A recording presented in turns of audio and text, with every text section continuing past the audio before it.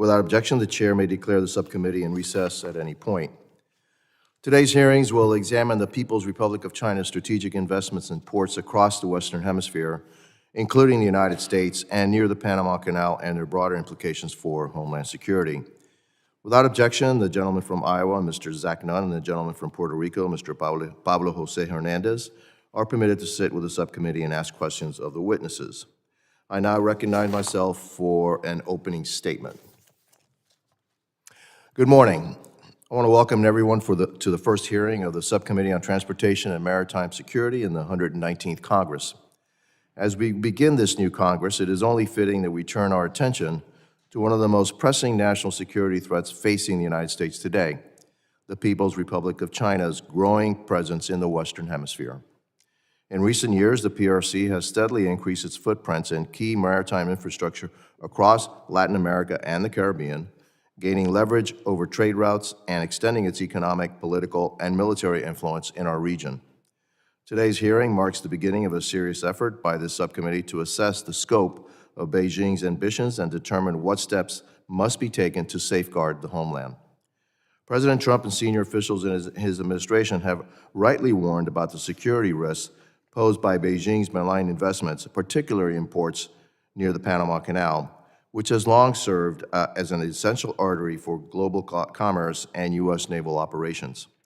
Last week, in his first foreign trip as Secretary of State, Marco Rubio reinforced that warning during a visit to Panama, where he made clear that the PRC's presence near the canal poses an unacceptable risk. These concerns are well-founded. Through state-owned enterprises such as China Merchants Port Holdings, Hutchison Port Holdings, and China Ocean Shipping Company, COSCO Shipping, the Chinese Communist Party, the CCP, has secured access to some of the most strategically significant ports in our region. Nowhere is this more concerning than in Panama. Approximately 14% of all U.S. seaborne trade moves through the Panama Canal, with an even more significant 40% of U.S. container traffic transiting it annually.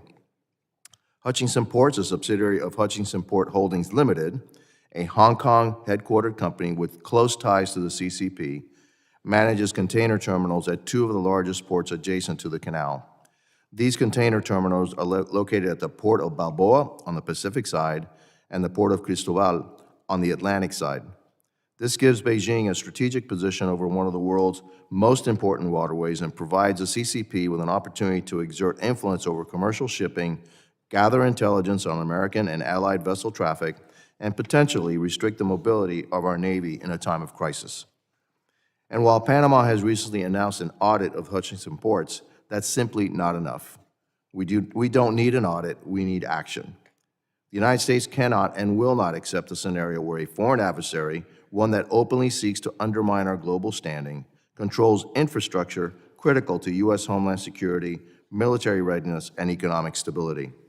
For more than 2 centuries, under the principles of the Monroe Doctrine, the United States has been the primary guarantor of stability and security in the Western Hemisphere, ensuring that trade routes vital to our economic security remain free from foreign adversarial dominance.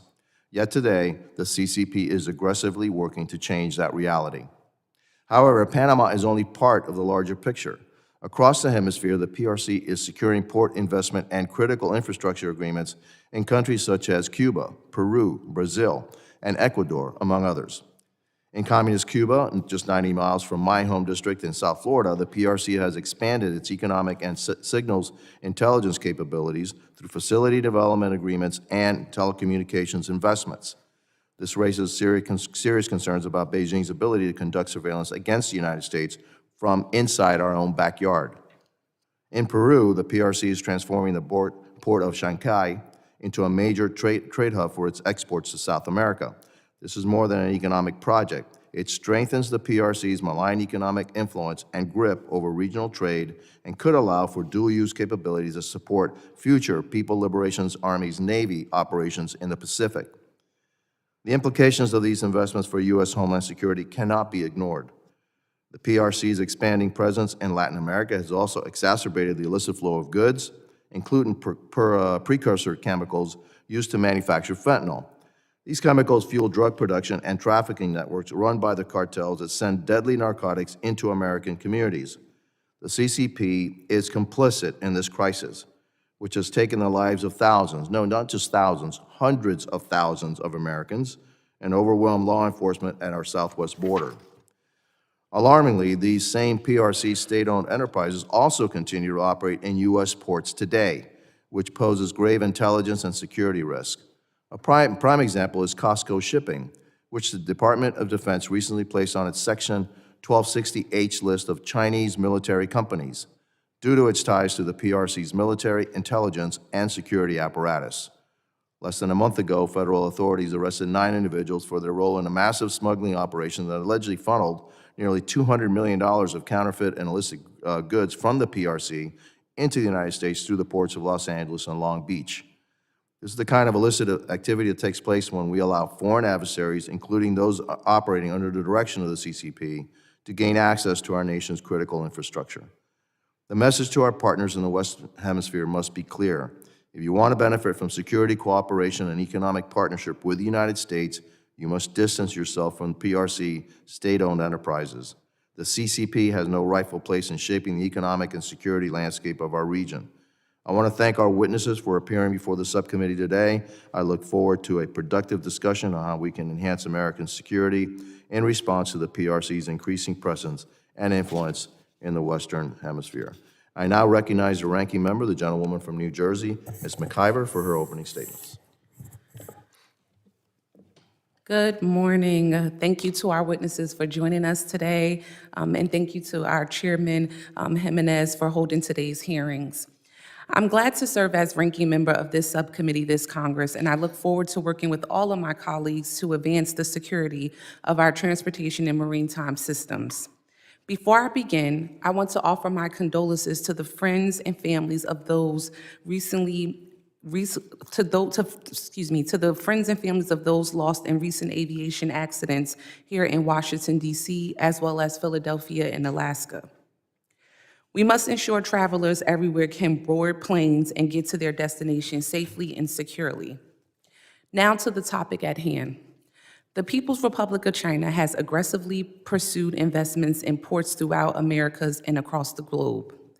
PRC aggression requires a robust, coordinated response by the United States and our allies. Investments by Chinese state-owned companies in terminal leases at U.S. ports must continue to be reviewed carefully by the Committee on Foreign Investments in the United States, as they have been to date, and PRC investments in ports abroad must be countered by U.S. foreign aid. However, scrutinizing PRC investments in our ports only goes so far if we are at the same time opening the front gates of our government to Chinese influence. The PRC poses a threat to U.S. national security through investments not just in ports, but in all manner of foreign assets, including their top puppet, Elon Musk. Since being installed as the de facto president of the United States, Musk has acted at every turn in the interest of China and himself at the expense of American people. Musk has deep ties to China. We do not know the full extent of those ties because he refuses to file a public financial disclosure, but we do know that Musk has received hundreds of millions of dollars in loans from PRC-controlled banks to build factories in Shanghai, which are central to his business and wealth. And we know that Musk has repeatedly met with senior Chinese officials and failed to disclose those meetings despite being required to do so as a U.S. defense contractor.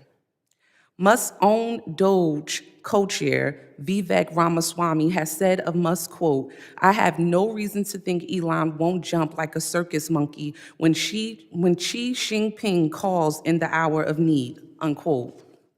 Since Inauguration Day, Musk and his affiliates have inserted themselves at multiple government agencies and gained access to government systems containing America's most sensitive personal data. Musk has also exported Americans' personal data onto unsecure personal servers for unknown reasons.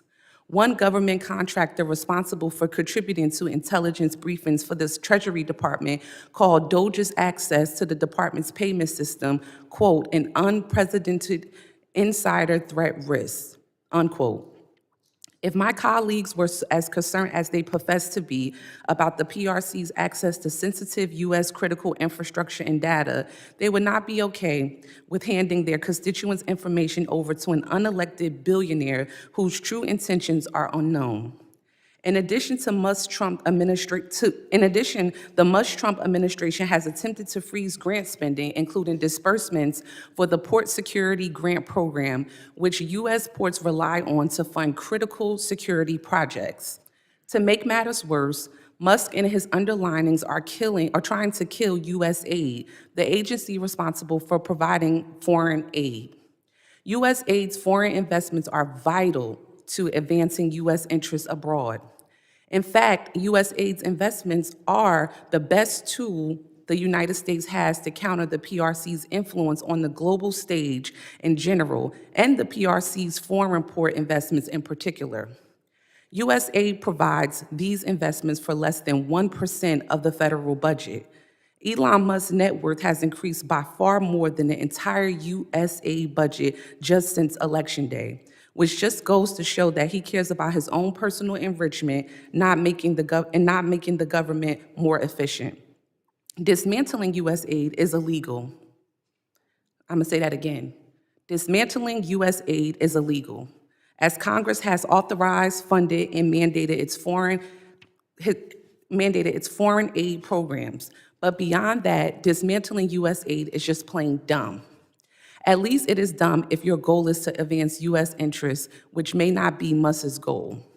Removing U.S. foreign aid will create a soft power vacuum that the PRC will happily fill. As one former USAID official put it, and I quote, "Halting foreign aid, even just temporarily, will have obvious predictable results. Children will die, our national security will erode, America's alliances will suffer, U.S. partners will be at risk, and America's enemies will rejoice. The Trump administration has just put America last while handing a gift to our biggest adversaries, notably China," unquote. I agree with my colleagues across the aisle that our ports need to be secure and that we need to encounter the PRC's influence in the U.S. and across the globe. I hope my colleagues would open their eyes and see that this administration's actions fly directly in the face of those goals. I thank the witnesses again for joining us, and I yield back. Thank you to the ranking member. Other members of the committee are reminded that opening statements may be submitted for the record. I am pleased to have a distinguished panel of witnesses before us today on this critical topic. I ask that our witnesses please rise and raise their right hand.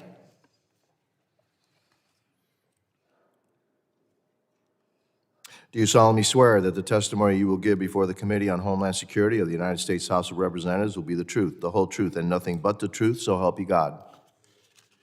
Let the record reflect that the witnesses have answered in the affirmative. Thank you, and please have a seat. I would now like to formally introduce our witnesses. Dr. Issac Kardon is a senior fellow for China Studies at Carnegie Endowment for International Peace and an adjunct professor at Johns Hopkins School of Advanced International Studies. Previously, he was an assistant professor at the U.S. Naval War College's China Maritime Studies Institute. Dr. Kardon specializes in China's maritime power, including its global port development, overseas military basing, and the international law of the sea. He holds a PhD in government from Cornell University and an MPhil in modern Chinese studies from Oxford and a BA in history from Dartmouth. Dr. Matthew Kroenig is Vice President and Senior Director of the Scowcroft Center for Strategy and Security at the Atlantic Council. He specializes in U.S. national security strategy, strategic competition with China and Russia, and nuclear deterrence. Dr. Kroenig currently serves as tenured professor at Georgetown University, and he's also a commissioner on the Congressional Commission on the Strategic Posture of the United States. Previously, he served in the Department of Defense and the intelligence community under the Bush, Obama, and Trump administrations. He holds a PhD and MA in political science from the University of California, Berkeley, and is a life member of the Council on Foreign Relations. Dr. Ryan Berg is Director of the Americas Program and head of the Future of Venezuela's Initiative at the Center for Strategic and International Studies. Dr. Berg specializes in U.S.-Latin American relations, strategic competition, defense policy, and transnational organized crime. Previously, he was a research fellow at the American Enterprise Institute and a visiting fellow at Oxford's Changing Character of War program. He holds a PhD and MPhil in political science and an MSc in global governance from Oxford, as well as a BA in government and theology from Georgetown. Dr. Cary Davis is the President and Chief Executive Officer of the American Association of Port Authorities, where he also serves as General Counsel. Prior to the AAPA, Mr. Davis served in the federal government as a presidential and congressional appointee for international trade and security. He holds a JD and a master's degree from the University of Pennsylvania and a BS from the University of Pittsburgh. I thank each of our distinguished witnesses for being here today. I now recognize Dr. Kardon for 5 minutes to summarize his opening statement. Chairman Jimenez, Ranking Member McIver, and members of the subcommittee, thank you for this opportunity to testify on Chinese firms' strategic port investments in the Western Hemisphere and their implications for homeland security.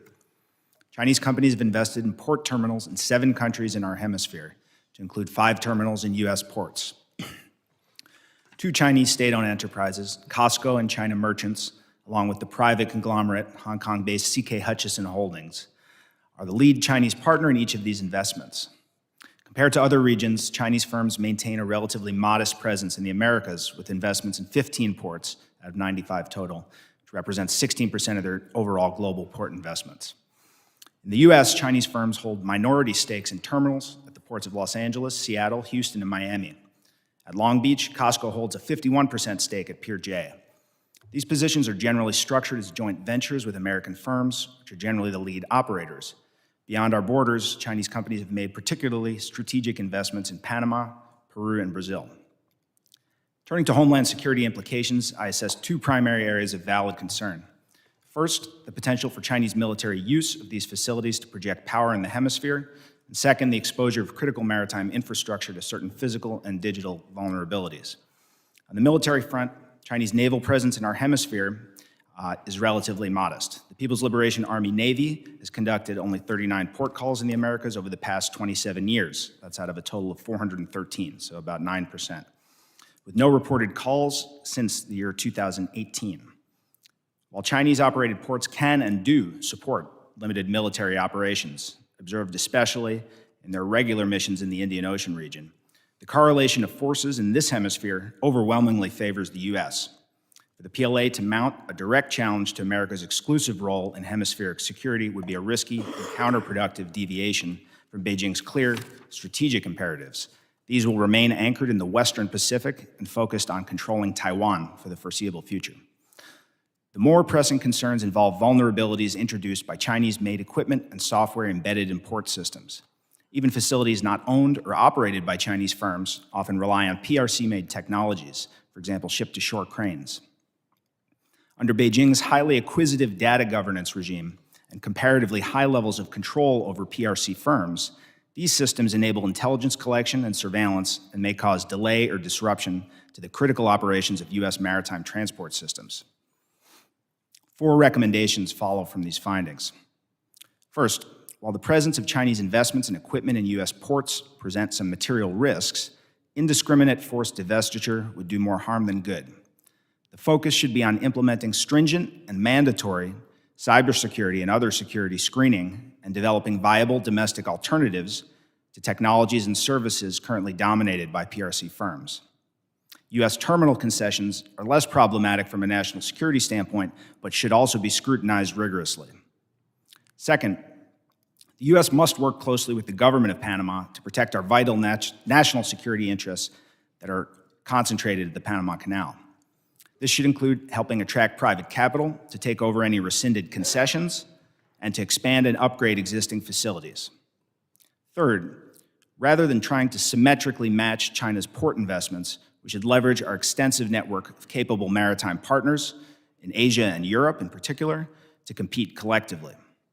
Finally, Congress should prioritize legislation like the Ships for America bill proposed in the last Congress to coordinate our national maritime strategy, including creating a maritime security advisor position to improve strategic planning and decision-making that integrates economic and national security concerns. Challenges posed by China's port investments in the hemisphere are real, but manageable with proper attention and coordinated response. Thank you for the opportunity to testify, and I'll look forward to your questions. Thank you, Dr. Kardon. I now recognize Dr. Kroenig for 5 minutes to summarize his opening statement. Chairman Jimenez, Ranking Member McIver, distinguished members of the committee, thank you for the opportunity to testify on the important topic of Chinese strategic port investments in the Western Hemisphere and the implications for U.S. Homeland Security. I want to assist your work by sharing insights gleaned from my more than 2 decades of experience working on U.S. national security at the Central Intelligence Agency, Department of Defense, the Congressional Commission on the Strategic Posture of the United States, and now as a scholar at Georgetown University and a vice president at the Atlantic Council. My message today is simple. China's port investments in the Western Hemisphere pose a serious national security threat to the United States and its allies. Washington and regional states should work together to decouple from Chinese investments in ports and other areas critical to national security. China poses the greatest contemporary threat to U.S. national security. It's a comprehensive challenge with economic, technological, diplomatic, ideological, and military dimensions. Ultimately, the rivalry concerns the future of global order. China employs overseas infrastructure investments, including in the Western Hemisphere, as part of its grand strategy. Countries in the Western Hemisphere are often attracted to China's infrastructure investments, but they come at a cost. Through its investments, China cements access to resources, captures elites, gains leverage over governments, shifts national policies in its favor, and undermines democratic norms and transparency and environmental standards. China's investments in ports, including in Peru and Panama, pose a number of threats to U.S. homeland security. Chinese-operated ports are used to facilitate the shipment of fentanyl precursors to the United States. China exploits the presence of technology and access to data for an intelligence advantage. China could restrict or block access to ports, threatening American trade and economic well-being. In the event of a crisis or war, China could hinder the passage of American naval vessels, undermining American war plans. China could also use deepwater ports to host naval vessels, enabling the projection of military power into the Western Hemisphere. As Secretary of State Marco Rubio recently and correctly stated, the status quo is unacceptable. There are a number of steps the United States should take to counter Chinese port investments in the Western Hemisphere to protect U.S. and allied security. The United States should encourage countries in the Western Hemisphere to adopt a de-risking approach to China. Regional governments do not need to choose between the United States and China. They can continue trade with China in non-sensitive areas such as agriculture. But U.S. allies and partners should pursue a hard decoupling with China in areas of sensitive national security concern, such as telecommunications, advanced technology, ground satellite stations, surveillance systems, critical minerals, and critical infrastructure, including ports. President Trump has said of the Panama Canal, "We gave it to Panama and we're taking it back." I applaud the Panamanian government's subsequent decision to forego renewal of their participation in China's Belt and Road Initiative, and Panama should use its current audit of operators in the Panama Canal area as an opportunity to sever the contracts with Chinese companies and to rebid the contract to U.S. or allied companies that will better ensure American and Panamanian interest. Encouraging regional countries to de-risk from China will often be doing these countries a favor. Many Latin American countries entered into agreements with China years ago under previous governments and different geopolitical conditions. Today, these same countries understand that undue Chinese influence in sensitive sectors is not in their interest, but they do not have the ability to stand up to China on their own. Pointing to the United States as the bad cop can help these countries take necessary steps that would be difficult to take on their own. Washington cannot, however, expect regional countries to trade something for nothing. The United States must provide credible and affordable alternatives to Chinese infrastructure investments. And to do this, the United States has a number of advantages. We have a number of ways to incentivize our vibrant private sector to invest in the region. The United States has a robust network of allies and partners. We can coordinate European, Japanese, Australian, South Korean efforts to provide aid and alternatives in the region. And third, the United States and its allies can compete on quality when it comes to environmental standards, labor standards, technical know-how, and so forth. Finally, as the Trump administration looks to increase defense spending and debates regional priorities, it should boost the budget of U.S. Southern Command and increase Southcom training and exercises with regional partners. Appended to this statement is a copy of a strategy to counter malign Chinese and Russian influence in Latin America and the Caribbean, an Atlantic Council report I co-authored last year that explores these issues in greater detail and provides actionable recommendations. I'm honored that the Committee on Homeland Security has invited me to share my views on these challenges, and I look forward to taking your questions. Thank you, Dr. Kroenig. I now recognize Dr. Berg for 5 minutes to summarize his opening statements. Chairman Jimenez, Ranking Member McIver, and distinguished members of the subcommittee, I'm honored to share my views with you this morning on this critical topic. Concern about the People's Republic of China advancing in the construction, operation, and even the ownership of ports is nothing new. What has changed is the geopolitical and economic contexts. The United States has shaken its post-Cold War stupor. The U.S. is no longer asleep at the switch as strategic rivals set down roots in our shared neighborhood. And the United States is once again exercising its competitive muscles in geographies unaccustomed to this level of U.S. attention. According to a recent analysis by the Council on Foreign Relations, as well as a China activities dashboard maintained by the Florida International University, almost 130 ports globally have some degree of PRC ownership or operation. One distinctive feature stands out. More than half of China's ports sit on major shipping lanes and strategic choke points. In the Western Hemisphere, this has meant port terminals in at least 3 locations in Mexico, the Hutchison ports at the strategic approaches of the Panama Canal, a recently opened megaport in Chancay, Peru, plans for a deepwater port in St. John's Harbor, Antigua, a 90% stake in the port of Paranagua for China Merchants Port Holding Company in Brazil, 100% stake in the Kingston Freeport Terminal for the same company, and designs on a port near Punta Arenas in Chile and near the Drake Passage in Argentina. The PRC's military-civil fusion strategy creates risks for both soft commercial espionage and hard security risks in a potential conflict situation. Beijing's national security law amounts to a state-mandated espionage, while Southcom has highlighted several hard security risks and posture statements to this very Congress: radar and GPS jamming, physical blockades, and even containerized weapons systems. Given the importance of ports in general to the activities and global reach of transnational criminal organizations, there is also emerging evidence that Chinese-operated and owned ports could also be catalyzers of TCO group activities in illicit markets, given the PRC's reliance on opacity as a key operating principle. However, not all Chinese ports are the same. China has hundreds of thousands of state-owned enterprises, and the ones that collaborate with the PLA are mostly well-known, and many are in fact blacklisted by our government. Those SOEs should be the subject of extra focus and scrutiny. Mr. Chairman, in my remaining time, I'd like to move to some policy recommendations.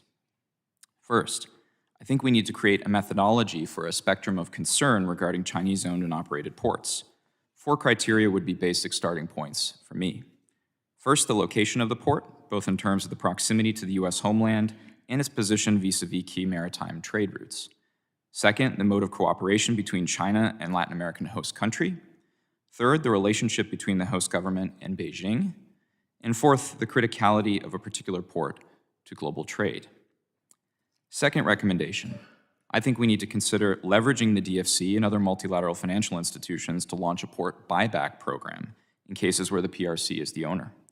In the cases where the PRC is the port operator, these institutions may consider supporting a program to help countries terminate agreements early and entice more transparent operators to bid on concessions that become available. The United States should also stand up a program to reduce Chinese equipment, both software and hardware, at Western Hemisphere ports. As I understand it, current U.S. law does not permit assistance to foreign ports to extricate Huawei equipment, for example, or ZPMC cranes. Third, the U.S. must find a way to make a better offer in these select and critical areas. Simply put, we need to up our game in commercial diplomacy. We should grow our commercial service by 2 to 3 times by recruiting people with a decade or more of private sector experience, including with cross-cultural skills in the regions where they'd be working. We should bring these individuals in to embassies via direct, non-foreign service officer test and hiring pipeline. We can use IEPA, I believe, to create the recruiting and onboarding process. We should also establish a global Belt and Road task force as part of the State Department's China House to identify where the PRC is bidding on infrastructure projects, critical minerals projects, ICT networks, and so on. And we must make commercial diplomacy a metric for success in every Global South ambassador's routine evaluations. And fourth, I think we need to maintain overhead imagery collection programs on select PRC ports. The United States should maintain strong overhead imagery collection on Chinese-owned and operated ports in LAC to ensure they do not expand or quietly but fundamentally alter their nature. This happened in the United Arab Emirates when we caught the Chinese expanding to accommodate military vessels and the PRC was forced to cease construction. think with enthusiasm for China's BRI waning in recent years, and following Panama's courageous decision to end its participation in the BRI, the United States has opportunities to advance port infrastructure security. With that, Mr. Chairman, I yield and look forward to the committee's questions. Thank you, Dr. Berg, and I recognize Mr. Davis for 5 minutes to summarize his opening statements. Good morning, Chairman Jimenez, Ranking Member McIver, and distinguished members of the subcommittee. Thank you for the opportunity to testify today on critical issues for United States ports and our national security. Let me just thank you for your bipartisan efforts to counter fentanyl. My best friend, Sam, died from an accidental overdose about 5 years ago, and I think of him every single day.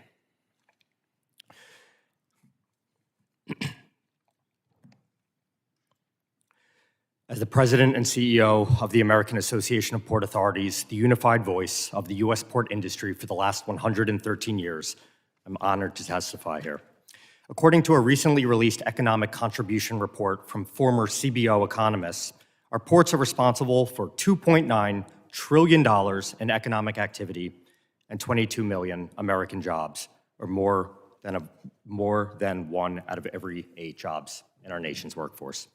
China is investing in global port infrastructure exactly because it recognizes the profound economic and geopolitical advantages that critical trade gateways provide. There's been concern about Chinese companies at 5 terminals. As this committee's majority report highlights, we are talking about minority stakes in a handful of leased terminals, and all tenants at U.S. ports must comply with laws, regulations, and oversight from all levels of government. Everyone knows we want the highest standard of security at our critical infrastructure. The funding enacted through the bipartisan infrastructure law was historic, designating $450 million annually from fiscal years 22 to 26 for the Port Infrastructure Development Program, or PIDP. This critical funding is oversubscribed by 4x.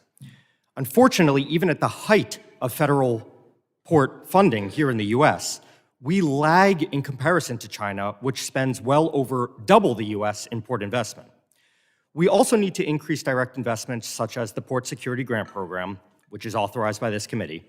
However, it has unfortunately not been fully appropriated to its authorized level of $400 million in over a decade. Another way to secure American ports is to manufacture cargo handling equipment, which China heavily subsidizes.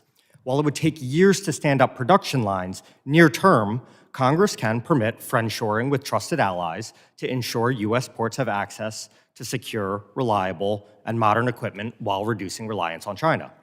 AAPA recently brought American ports, terminal operators, equipment manufacturers, government officials, and other stakeholders literally to the same table to discuss how to make American-made cargo handling equipment a reality. And AAPA is going to continue leading this discussion when we host another meeting here in March in Washington, D.C., and we invite members of this committee to join us. To incentivize procurement from our allies, we can streamline the waiver process for Build America, Buy America provisions. And last year, members of this subcommittee recommended these waivers as well as incentives for domestic manufacturing. Bravo Zulu, as we say in the maritime industry. A major hindrance to growth, resilience, and modernization of ports is tariffs. Tariffs are a tax on American businesses and households. AAPA believes that expanding our nation's presence in ports of allied countries is also critical to revitalize America's strategic maritime posture. AAPA has collaborated with the U.S. State Department to set up sister port partnerships in the Middle East, North Africa, and Latin America, and we facilitate other work between U.S. government and LATAM and Caribbean ports. The bottom line today is that the United States continually regulates Chinese investment in ports. CFIUS is the primary mechanism for reviewing and mitigating any risks from foreign ownership or investment, on top of our industry's work with many other federal agencies. Our port industry believes the best counter to Chinese influence, especially at ports in our hemisphere, is strong leadership by the United States through strategic port investment. We must strive to keep our port infrastructure modern and globally competitive. Chairman Jimenez, Ranking Member McIver, and members of the subcommittee, thank you for your time, attention, and leadership when it comes to U.S. ports, and I'm looking forward to your questions. Thank you very much. Thank you, Mr. Davis, and I'm sorry for your loss. And by the way, for those who don't know, if you died of overdose of fentanyl, 97% of the precursor chemicals that create fentanyl are manufactured in China. And even worse than that, those precursor chemicals are actually illegal to sell in China. And yet the Chinese Communist Party actually incentivizes companies to produce them for export. And they have no other use, by the way. It's just for fentanyl. So it was something done by the Chinese Communist Party on purpose to kill, basically, American lives. And that's why, when they ask why I am so, so hawkish on China and think they're our greatest threat, this is an example of why I think they're our greatest threat. They did it on purpose and for no other reason for, I guess, to harm us and also to make money. I now recognize myself for 5 minutes for opening statements, or for opening questions. Mr. Kroenig, you mentioned the presence of China and the Chinese-controlled ports on both sides of the Panama Canal. How does that pose a threat to the United States? Well, I think it poses a number of challenges. One, to the topic we just discussed, China is shipping fentanyl precursors through the Panama Canal. Second, by operating the ports there, including with surveillance technology, Chinese surveillance technology, they're using that to collect information that's going back to Beijing. May not be classified information, but it's sensitive that China could use to exploit for an intelligence advantage. China could seek to hinder trade through the canal, which would have negative economic consequences for America's well-being. And then How could they do that? How could they hinder trade? How can they stop it? I mean, the port operators on both sides, do they determine who goes first, who goes second, et cetera? Or how does that work in the Panama Canal? Yes. Well, in terms of the specific operations, some of my colleagues may be better able to speak to that, but halting, disrupting trade in a place like that would not be very difficult. I think we've seen in other cases where ships get stuck in, say, the Suez Canal, global trade really takes a hit. And so I think there are a number of things they could do to hinder trade, such as putting a ship in the canal and not letting other ships go through.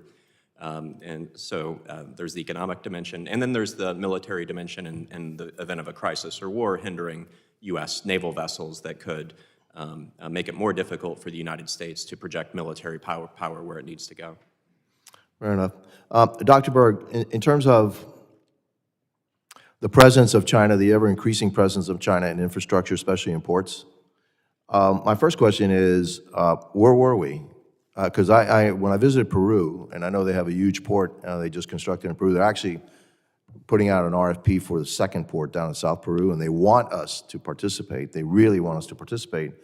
Where has the United States been for the last, I guess, 2 to 3 decades down in South America?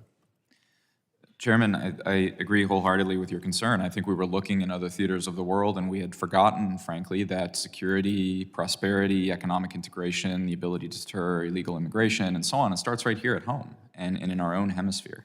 So I welcome this administration's focus on the Western Hemisphere, what seems to me a very intense focus on the Western Hemisphere. I think it's proper, and it's about time we spend more time looking into not just our security, but also our commercial diplomacy in this hemisphere. The problem, Mr. Chairman, is that we're playing from behind now because we've focused on other theaters of the world for 40 or so years at least. Especially with ports, Mr. Chairman, it's far easier to play offense than it is to play defense, to get the U.S. private sector interested, for example, in the port you've just discussed in Peru, than it is to try to get the Peruvians to wiggle out of this new megaport, for example, at Chancay. Yeah, look, one of the things that I found when I was down in South America is that we were more interested in ideological diplomacy than in commercial diplomacy, okay? Focus on stuff that really did not advance American interests at all. Dr. Kardon, when you talk about military use of these facilities and you haven't seen much, maybe my premise is that they're going to build all the infrastructure and then they're going to appear, because if they start to appear now, then it kind of shakes us and wakes us up.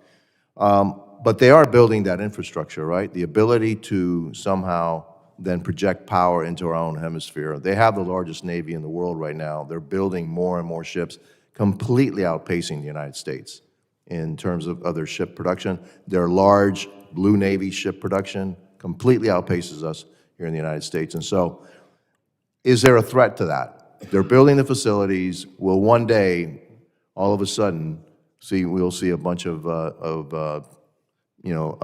People's Liberation Army Navy in our own hemisphere, in our own backyards? Chairman Jimenez, you're absolutely correct that pretty much any commercial port is intrinsically dual use, particularly the modern facilities that Chinese firms are constructing, owning, and operating in the hemisphere. But as you also note, there's been relatively minimal PLA operational activity in this hemisphere. And while I agree that it's possible for them to do it on relatively short notice, sailing across the Pacific, I think from a strategic standpoint, it's unlikely that Beijing chooses to make this hemisphere the area where they're trying to match up militarily against the United States in at least the near term. And the main reason for that is their overwhelming strategic focus remains in the Western Pacific, of course, Taiwan contingencies, but also the South China Sea and East China Sea. So while I think it's a reasonable concern and one that ought to be monitored, I think it's somewhat unlikely that they attempt to project large amounts of power into this hemisphere. I agree with you on short term. My time is up, and I'll just make one final statement, is that the Chinese have a very long-range point of view, and that they look at things 100 years ahead, not like us, we look at things 2 years ahead. And so with that, I'll yield, and I recognize the ranking member from, you're from? New Jersey. From New Jersey, okay. The Garden State. The gentlewoman from New Jersey, Ms. McIver. Thank you, Mr. Chairman. On Sunday, Vice President Vance tweeted that judges aren't allowed to control the executive's legitimate power. Then yesterday, a federal judge said the White House had disobeyed the plain text of his direction to release billions of dollars in federal grants, which Congress appropriated, but the administration has tried to freeze. Now, I'm not sure what they teach at Yale Law School, but I am an educator myself, and in New Jersey's 10th, we teach students in elementary school that the legislative branch writes the law, the judiciary branch interprets the law, and the executive branch enforces the law. This isn't hard. If this administration refuses to comply with the court orders, we will be in a scary situation in this country. Not just because we will face a constitutional crisis, but also because federal grants are critical to our safety and security, including at our nation's ports. DHS administers the Port Security Grant Program, which was funded at $90 million in 2024 for critical security projects. The Port of Newark has relied on that funding, as well as funding from the bipartisan infrastructure law. Mr. Davis, how important are federal grants to U.S. port security and infrastructure? Would any freeze on these grants, like those attempted by this administration, have any impacts?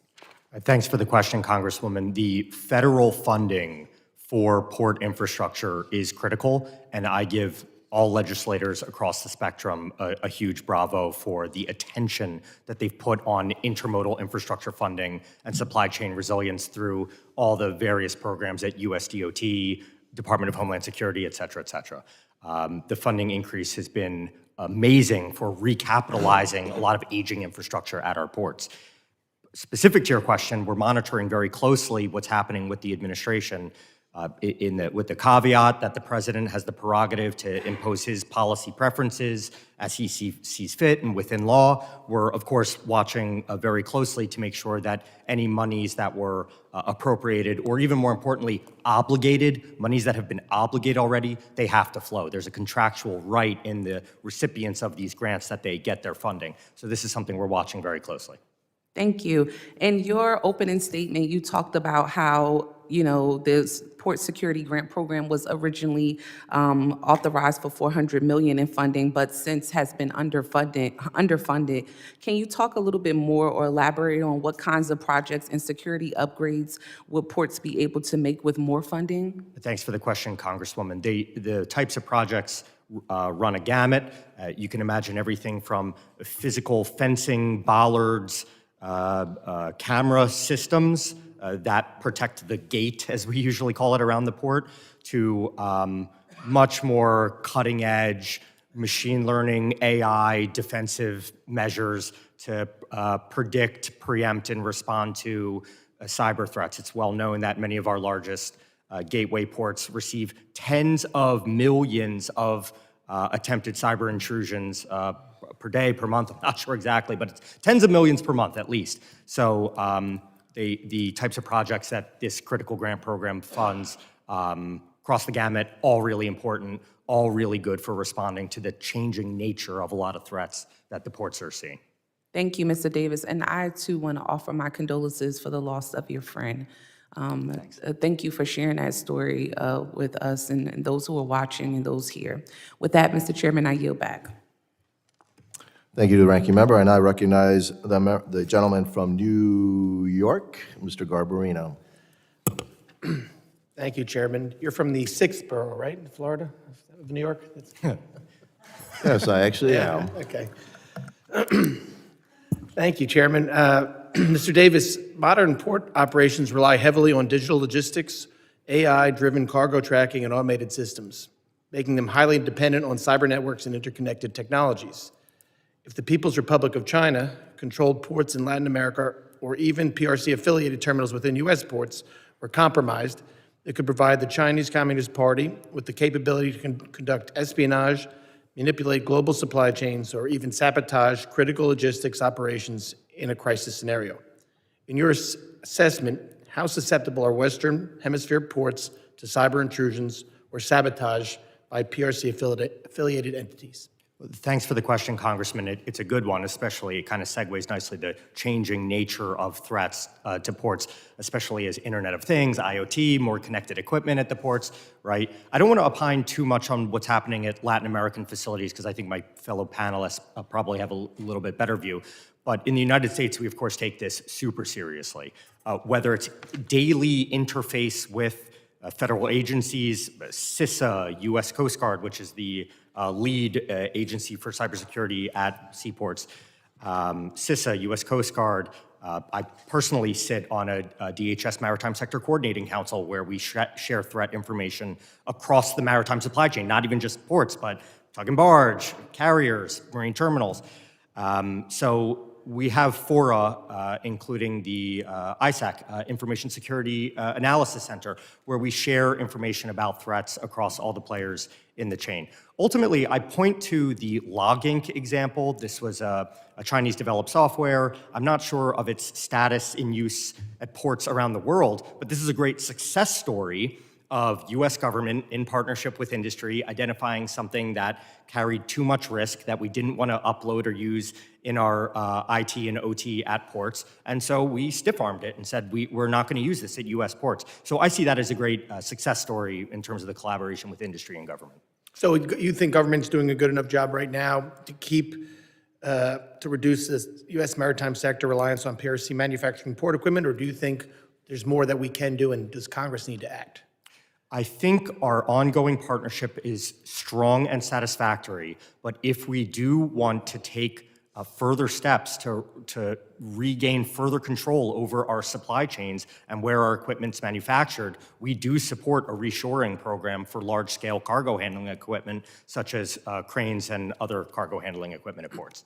You talk about the ISAC and information sharing. Is it pretty free-flowing between private sector partners as well as government? Are you getting good information, timely information shared by U.S. Coast Guard and CISA, or could that be better? It's pretty good. I'd love to work with you and your staff to improve it. I've seen how ISACs work in other critical infrastructure sectors like banking, healthcare, et cetera, and we probably have a bit to go to get to that robustness. And it's certainly not government's issue either. We could share information better just simply among industry, and that's what a trade association's for as well. So I'd love to work to strengthen it. All right, thank you, Mr. Davis. Dr. Kroenig, despite the well-documented security risks associated with the PRC's manufactured surveillance systems, including cameras from Hikvision and network security systems from Huawei, they remain prevalent in Latin American ports and logistic hubs. These facilities are critical to U.S. trade and often handle shipments bound for American ports. The presence of PRC-controlled surveillance systems raises concerns over whether China's Communist Party could use this infrastructure to track U.S.-bound cargo, collect intelligence on U.S. business operations, or gain insight into regional military activities. Do you believe the continued expansion of PRC affiliated surveillance technology in Latin American ports presents a security risk? Yes, it does present a security risk for all the reasons that you mentioned. And I'd say even more broadly, if China comes to control the digital infrastructure of the 21st century in Latin America, in the global south, what does that mean for the future of democracy and human rights in those regions? What does it mean for their global alliances? So I think this is a threat to the United States, and that we should encourage regional allies to de-risk from China and to end cooperation with China and with Huawei, and then also to work to provide them alternatives. How do we encourage them to de-risk? What can Congress do? Well, I think one is making the case and making clear that we're not asking them to choose between the United States and China. There are areas where they can continue to have productive relations with China, but there are areas like this where it's in their national security interest and in our national security interest that they end the program. And then the second thing that Congress can do is work to find alternatives. Help the administration to develop a coordinated plan with allies. If the United States is doing it on its own, that's one thing. If we can do it in partnership with the Europeans, the Japanese, and others, that's much more powerful. Provide incentives for the private sector through DFC and some of the other mechanisms that have been mentioned. So again, encourage them to de-risk and then provide alternatives. Thank you. I yield back. Thank you, gentleman from New York. And yes, I do represent the 6th borough and your future home, Miami. And I recognize and welcome the gentleman from Texas, Mr. Turner. Thank you, Chairman Jimenez and Ranking Member McIver. I represent a large portion of Port of Houston, the ship channel, generating millions of jobs, nearly $1 trillion in economic activity. One of the issues that we've been facing are these ship-to-shore cranes used in many U.S. ports. The Biden administration announced a $20 billion deal to develop domestic manufacturing of these cranes. I fully support that. And it's important that that money continues to flow. But let me ask you, Mr. Davis, how long do you foresee before we have enough of these cranes made in the United States to meet the demands of our seaports in a reliable way? Thanks for the question, Congressman. It's a great one and really speaks to the thinking several steps ahead, right? I don't have a great sense. The manufacturers of these equipment would have a better sense of how long they could stand up production lines. But my best, most aggressive estimate is about 2 years hence. And that's not from right now. That's from when the funding's in place, the purchase orders are put down. So give or take, we're talking a 2-year timeline. That, of course, even if we were able to create a domestic manufacturing program, would take years and years and years to replace all of these key equipment at the ports. So they could start rolling off the line within a couple years, but to replace the hundreds of cranes that are across the country would take many years, which is why we stand by the fact that in the near term, using the equipment that we're using now is the right way to go, while also pursuing reshoring. Because most of these type of cranes that are needed at the Houston Ship Channel, as we widen and deepen the port, are made in China. Will you all agree that we need to make significant investments here to reduce our national security risk? Either one of you. Agree completely, Congressman. We support the ability of any of the ports to get the best equipment that's on the market right now, including Port Houston's ongoing crane purchases and installation. Let me follow up on this Port Security Grant Program, which we receive. Is there anyone who disagrees with the importance of that security grant program? Anyone disagrees with that? Okay, I want to shift to something else because all of you have indicated the need for the United States to make significant investments in this area. Under U.S. aid, about $44 billion in investments are made. Of that amount, about $1.8 billion is made to the Western Hemisphere in terms of investments. I would think that by cutting off those investments of USAID, which helps to counter the PRC's Belt and Road Initiative in Latin America, that we are enhancing our national security risk. And we are opening the door for the PRC to step in when we are stepping out, and especially when we are stepping out without any real notice being given to Latin America, Panama, you name it, across the board, in fact, across the world. Do you all see the significance? Anyone would question the significance of, under the U.S. aid program, that $1.8 billion being given to the Western Hemisphere? Anyone would question that? And in fact, and I see no one is challenging that. Dr. Berg, you indicated that we should up our game. Can you elaborate a little bit more on that? What do you mean? More investments being made in the United States, more investments being made in the Western Hemisphere? Thanks for the question, Congressman. I think it's a question occasionally of investments, but it's also a question, to the chairman's point, of commercial diplomacy. I think we need to flip the mindset of some of our diplomats in the region. And I mentioned a couple ideas where I think we could recruit more people who have private sector backgrounds, bring them into embassies in a fast-track way, and also to make it part of an ambassador's performance evaluation. With respect to USAID, sir, I think there are ways in which we can make USAID, and I certainly hope that in the next iteration of USAID, it is more strategic. So for example, this hearing is focused quite a bit on Panama. We closed our USAID office Yeah, but let me just in the Obama administration and I hate to cut you off. And I hate to cut you off, Dr. Berg. But when we are making those investments to the Western Hemisphere, if we cut them, I think we're sending the wrong signal to the PRC. They then step in even more. Thank you, Mr. Chairman. Thank you, gentleman from Texas. And I recognize the gentleman from Arizona, Mr. Crane. Thank you, Mr. Chairman, for holding this hearing today. I want to take a minute to talk really quickly about something that Ms. MacIver brought up. She was talking about the influence that China had on Elon Musk.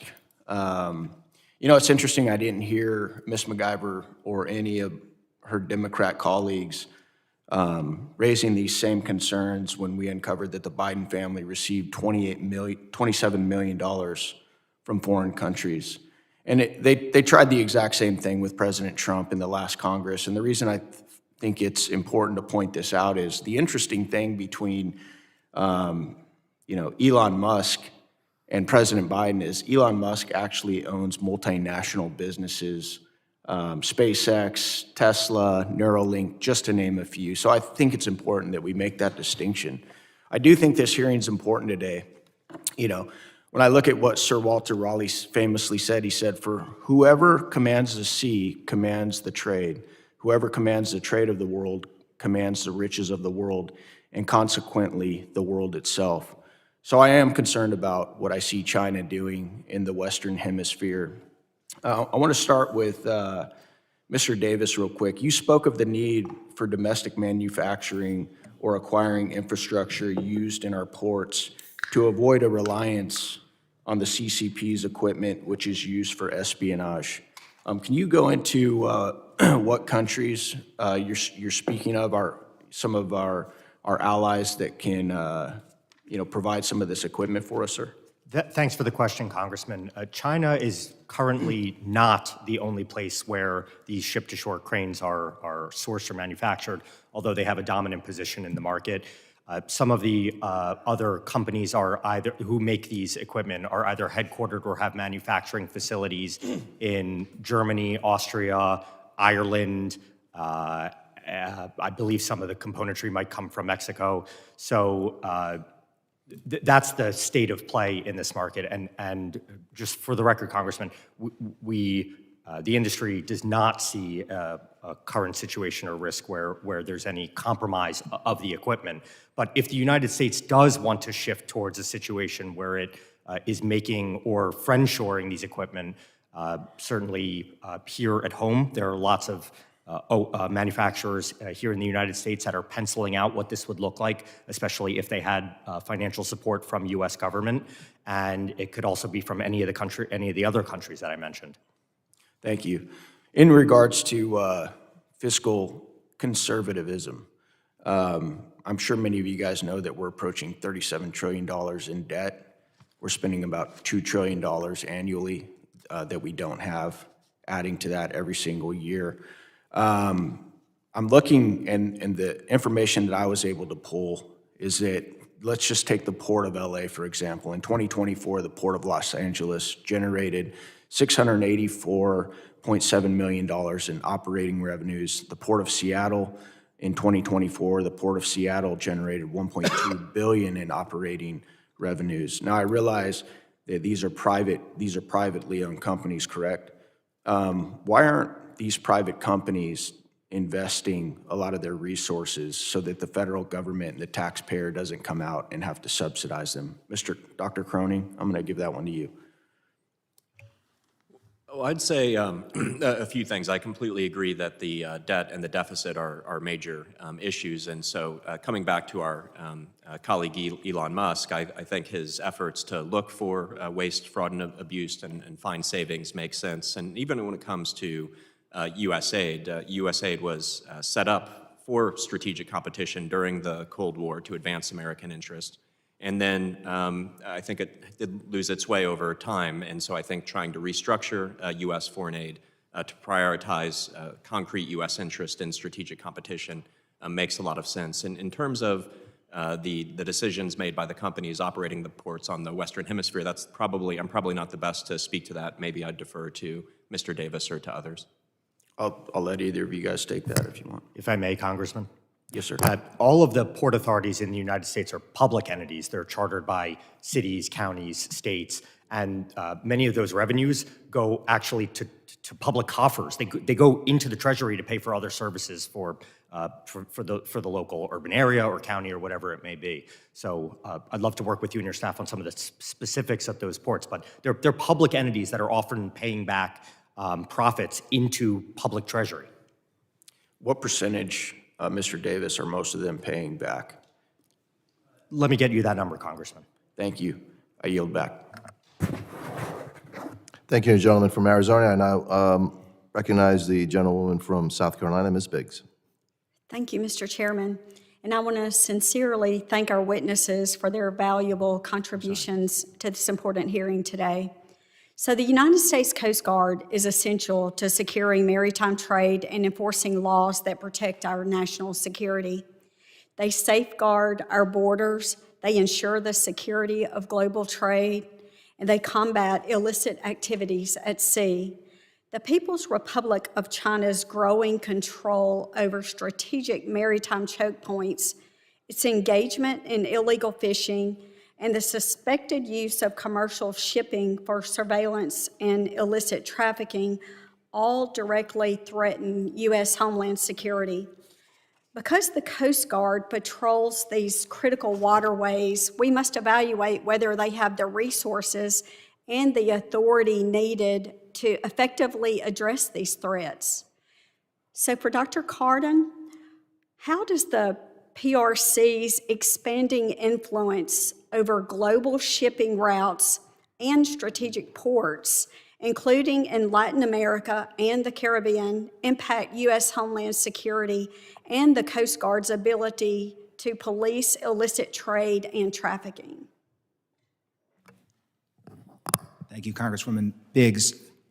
I believe that the extraordinary market share of Chinese firms in global shipping and actually across all the verticals, I'd include shipbuilding prominently, port investments, of course, shipping itself, containers, leasing, et cetera, gives China a strategic advantage in the modern economic system. We heard the Sir Walter Raleigh quote. I think that resonates with leaders in Beijing.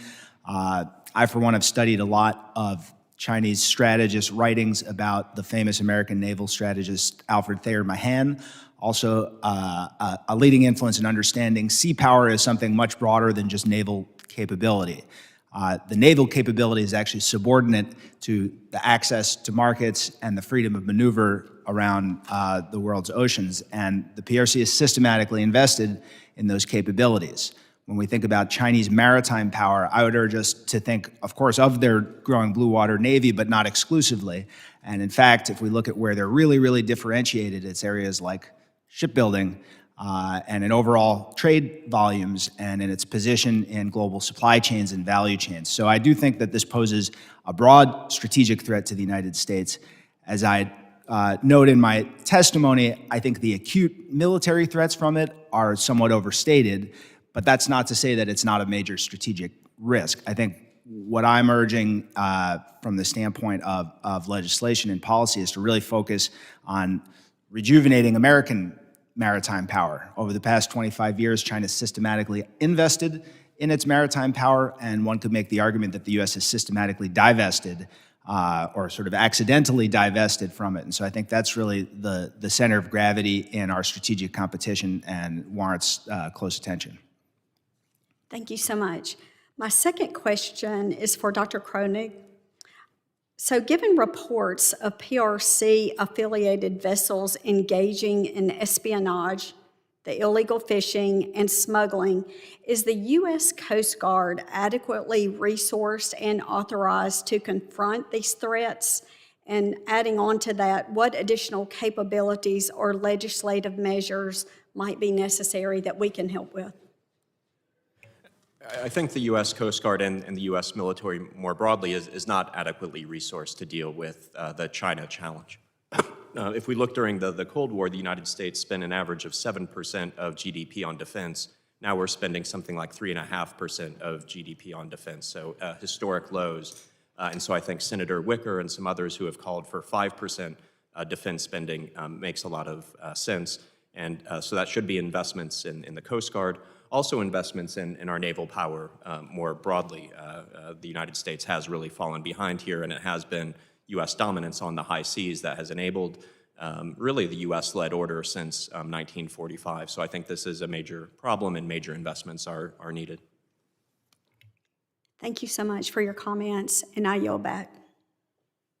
Thank you, gentleman from South Carolina. I now recognize the gentleman from Puerto Rico, Mr. Hernandez. Thank you, Chairman. I support efforts to counter Chinese influence in Latin America and the Caribbean. To do that, we need to strengthen our own ports in Latin America and the Caribbean, both for economic development and for public safety reasons. Ports like the one we have in San Juan are important for the island's economic development and emergency response preparedness. Federal investments in infrastructure are critical for strengthening U.S. port infrastructure.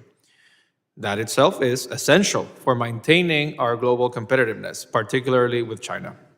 However, infrastructure projects take time, and many funded by the bipartisan infrastructure law and other legislation are still underway.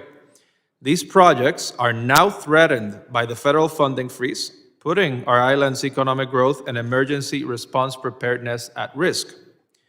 In the long run, this could benefit our global competitors like China.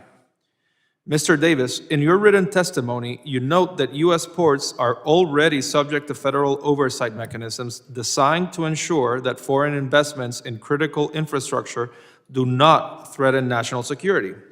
How would a federal directive that freezes funding and hinders these agencies from carrying out their responsibilities compromise our national security and reduce our competitiveness on the global stage? Thanks a lot for the question, Congressman. I think you hit the nail on the head by saying infrastructure projects take time. From the time that the potential grant is noticed by the government, to the time it's awarded, to the time it's permitted, to the time a shovel hits the ground, you can see how it adds up a lot, which is why the industry, and I know many industries, are very hopeful for a bipartisan move forward on permitting reform for infrastructure projects at ports and other critical infrastructure and energy utilities and the like. So that's something we're looking forward to this Congress. But to answer your question directly, the president has his prerogative for his policy priorities that he wants for his administration, no doubt about that. But we come back to, if monies have been obligated, it's very clear that the law says they must flow to the recipients of those grant awards. So at the point that the grant is awarded to a recipient, the money has to flow eventually, and that's something we're monitoring closely. Great. And I want to switch gears quickly to emergency preparedness. So on Saturday evening, a 7.6 magnitude earthquake hit the Caribbean, and there was a tsunami advisory for Puerto Rico and the U.S. Virgin Islands. I think this tsunami advisory underscores how vulnerable regions like Puerto Rico and the USVI and the Caribbean, how we depend on strong, modern ports for emergency response and recovery should a disaster strike. What could be the specific economic and public safety impact of the federal funding freeze on infrastructure projects, particularly in regions vulnerable to natural disasters? Congressman, I'd answer the question by saying, unfortunately, natural disasters are becoming larger, more frequent, and costly, and ports are literally on the front lines of many of these coastal areas that are susceptible to them. And we estimate that the closure of a port has on the order of $5 million economic impact per day. So that really, multiply that by 1 week, and you start to see the overall toll of a disaster like that. So would you say that, in essence, these federal funding projects to strengthen our ports infrastructure could be seen as a long-term investment rather than a loss that would represent, having these weak ports that would have to close in the case of a natural disaster? I agree completely, Congressman. The return on investment is 3, 4, 5x, and I would point folks to the Association of the Society of Civil Engineers for some of their work on these figures. And this is a return on investment that would not only benefit places like Puerto Rico, but would also benefit the United States in its broader ambitions to combat Chinese influence in the region. No doubt about it. We'll be looking at a comparative study in coming months about how our trading competitors spend on their port infrastructure, and I think it'll open some eyes. So would you agree that this should be approached in a bipartisan manner, not viewing this just through the lens of traditional liberal conservative spending versus government cuts angle? It should be seen as something that concerns our national security, our economic competitiveness, and it should transcend political partisanship. Congressman, forgive the corniness. The containers can be blue, the containers can be red, but shipping infrastructure is bipartisan. Thank you. I yield back the remainder of my time. Gentleman from Puerto Rico yields back his time. We're expecting one other individual, one other member to come. It's supposed to be at 11:20, so I will keep the hearing open until 11:20. Hopefully he'll show up. If not, then we'll close. So we're in recess for a couple minutes.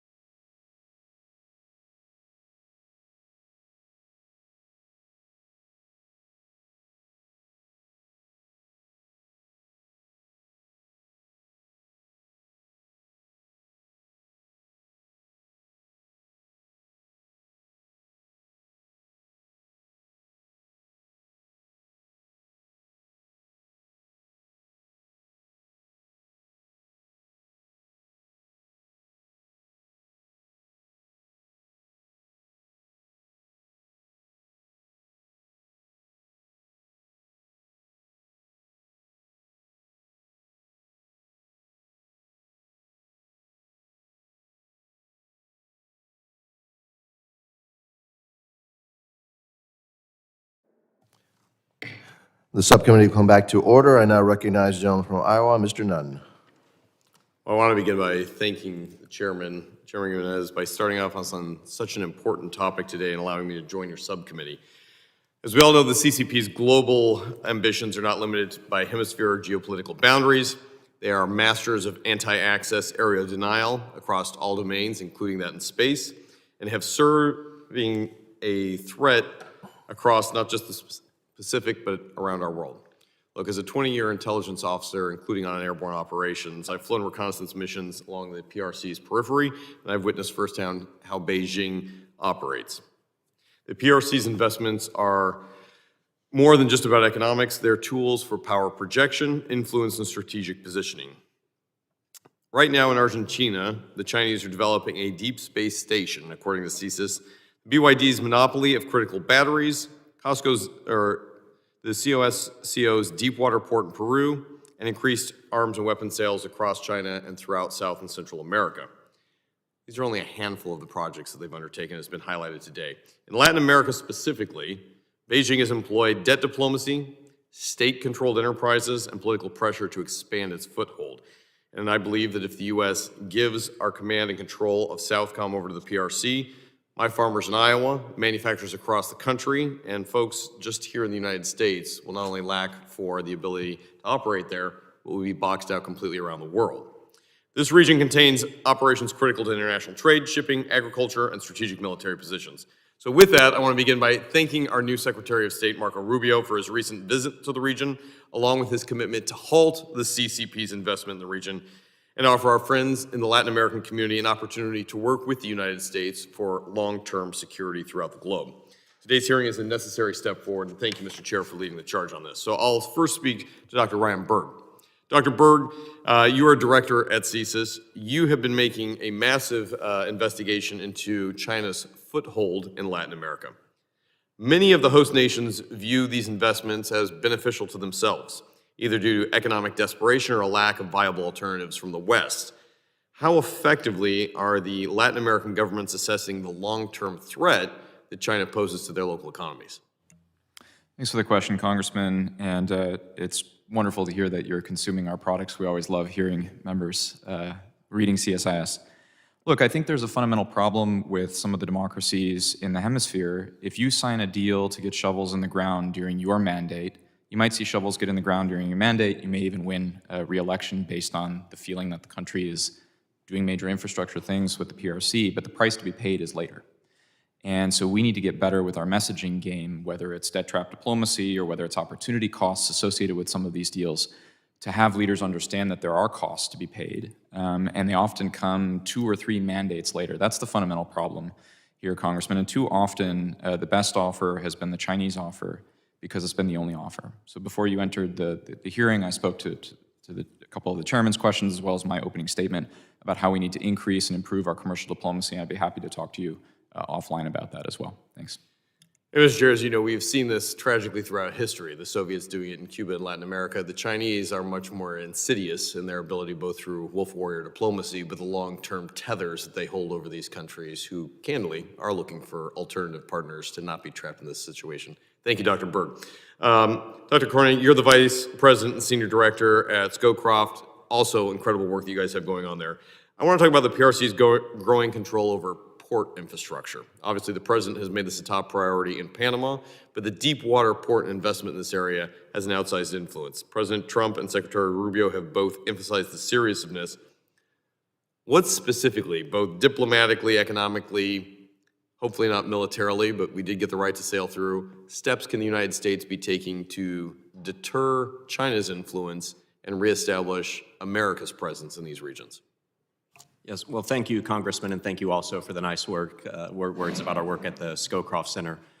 So I think there are a number of things the United States can do, and I think President Trump has been right to see this as a major priority and to put pressure on the Panamanian government. Many of the governments, including the government in Panama, I don't think want this Chinese influence now. These are agreements that were entered to under previous governments, and so the U.S. pressure is in a way doing them a favor. And so as you know right now, they're reviewing some of these investments and audit of these contracts. They probably will find Chinese corruption, because that's what China does. And I think that'll provide a great opportunity for them to end that contract and then rebid, and American or other Western companies can win those concessions. And I think that would advance American security and Panamanian security. And I think it's fantastic that not only have the administration been able to redirect it so that U.S. naval war vessels who help protect the Western Hemisphere now can sail through that without paying a massive fee, oftentimes which goes to subsidize the Chinese. We should also recognize that the Chinese are doing more than just the hard infrastructure projects. They're deeply embedded into every software, hardware technology, the actual SCADA and control systems for these. So I want to talk to Mr. Davis here. You also, the president and CEO of the American Association of the Port Authorities. The Chinese Communist Party has embedded itself within our actual U.S. port systems here. The supply chain, the critical infrastructure, the software. This includes through port equipment like ship-to-shore cranes, which the U.S. which could be exploited for cyber espionage, logistical disruptions, or just good old-fashioned spying. How do we get around this? We've seen things like Salt Typhoon and a series of MSS, the state security out of China, threatening the United States, and very little happening to hold these bad actors accountable, whether in Latin America or right in Beijing. Thanks for the question, Congressman. I think there are three answers to it. First, it's the port industry's partnership with government and all the agencies that lead on cybersecurity or otherwise security measures at the ports, including U.S. Coast Guard, CISA, and the like. Similarly, within industry, we share ports, terminals, and other maritime players all share threats amongst each other so that they can identify malicious codes, spearfishing techniques, et cetera, so that everyone's kind of on guard and seeing the same thing. And the third is a lot of the much more sophisticated and technical defensive measures that ports, operators, and manufacturers take, including replacing some of the electrical componentry and software of some of the equipment with those by known parties, some of which are United States companies. There are other sorts of measures like that, which I'd love to tell you and your staff about. We look forward to that. I want to highlight that the scope just... The gentleman's times have expired. That's right. I yield back to the chair. Thank you. I want to thank the witnesses for their valuable testimony and the members for their questions. The members of the subcommittee may have some additional questions for the witnesses, and we would ask the witnesses to respond to these in writing. Pursuant to Committee Rule 7D, the hearing record will be open for 10 days. Without objection, this subcommittee stands adjourned.